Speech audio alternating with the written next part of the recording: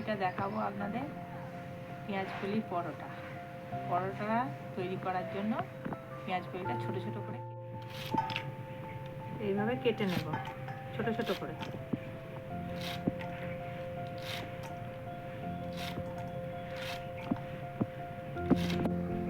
পেঁয়াজকলিটা কাটা হয়ে গেছে। এবার পেঁয়াজকলিটা ধুয়ে নিচ্ছি, ভালো করে ধুয়ে নেব। ধুয়ে নিয়ে এবার জলটা ঝরিয়ে নেব। জল ঝরিয়ে নিয়েছি, এবার লবণটা মাখিয়ে নেব, মাখিয়ে রেখে দেবো। এখন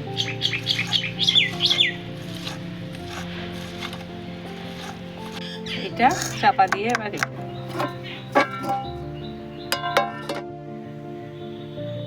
পরোটাটা খাওয়া হবে, তার জন্য একটু আলুর তরকারি করবো, সাদা আলুর তরকারি।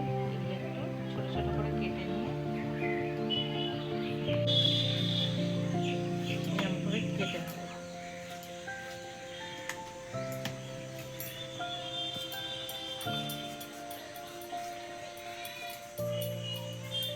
এইটা যে হালকা নুন দিয়ে মাখানো ছিল, এইটা একটু বেটে নিলে ভালো হয়, সেই জন্য একটু বেটে নিচ্ছি হাত দিয়ে। এটা বেটে ময়দার সাথে মাখাবো। পরোটাটা বানাবো, এই জন্য ময়দাটা একটু নিয়ে নিচ্ছি। এতে একটু চিনি দেবো, এতে তেল,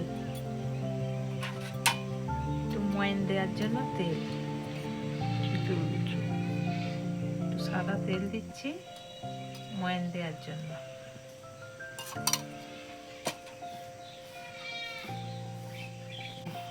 পেঁয়াজকলিটা এবার ময়দা দেবো, দিয়ে মাখিয়ে নেব।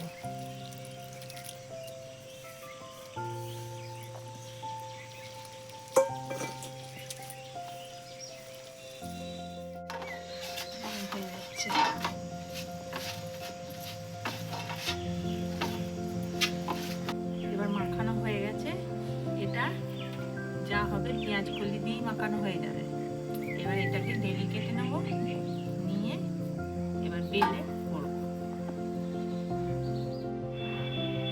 তরকারিটা করব, কড়াটা গরম হয়ে গেছে। এবার কড়াটাতে তেল দিচ্ছি।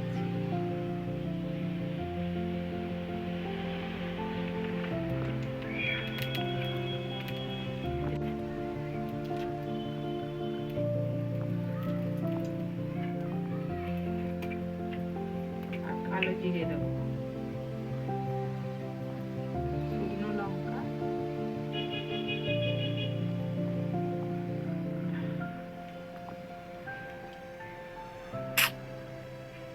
কালো জিরে। প্রেসারে আলুগুলো সিদ্ধ করে নিয়েছি। এবার এটা হয়ে গেছে, লঙ্কা আর কালো জিরেটা এবার এতে দিয়ে একটু ভেজে নেবো। এগুলো ভাজা হয়ে গেছে। এবার এতে পরিমাণ মতো জল দেবো। এতে খুব বেশি জল দিতে হবে, ফুটে দিলে নামিয়ে নেবো। লবণটা দেবো,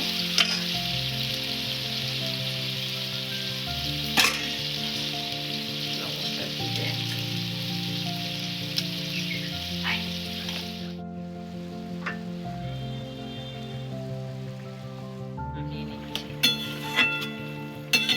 তরকারিটা হয়ে গেছে। এবার নামিয়ে নিচ্ছি। সাদা আলুর তরকারি। লেচিগুলো কাটা হয়ে গেছে, এবার বেলে নিচ্ছি।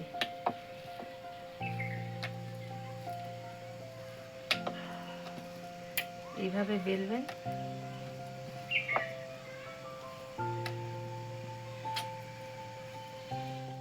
তেল দিয়ে নিচ্ছি এবার পরোটাটা ভাজার জন্য। হয়ে গেছে, এবার দিয়ে দিচ্ছি পরোটাটা।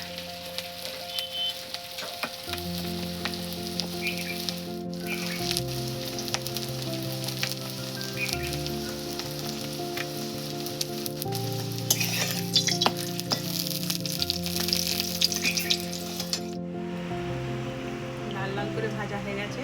এবার এটা তুলে নিচ্ছি।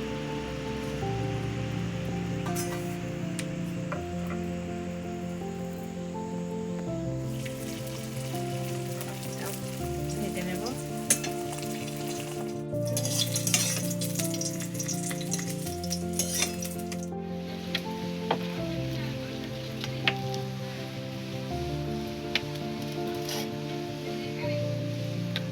আজকের মতো ভিডিওটা এখানেই শেষ করব।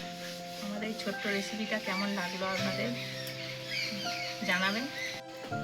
আমাদের ইউটিউব চ্যানেলটা সবাই দেখুন, ভিডিওর ওপরে লিঙ্কটা দেওয়া আছে। সবাই ভালো থাকবেন, সুস্থ থাকবেন। দেখা হচ্ছে পরের ভিডিও।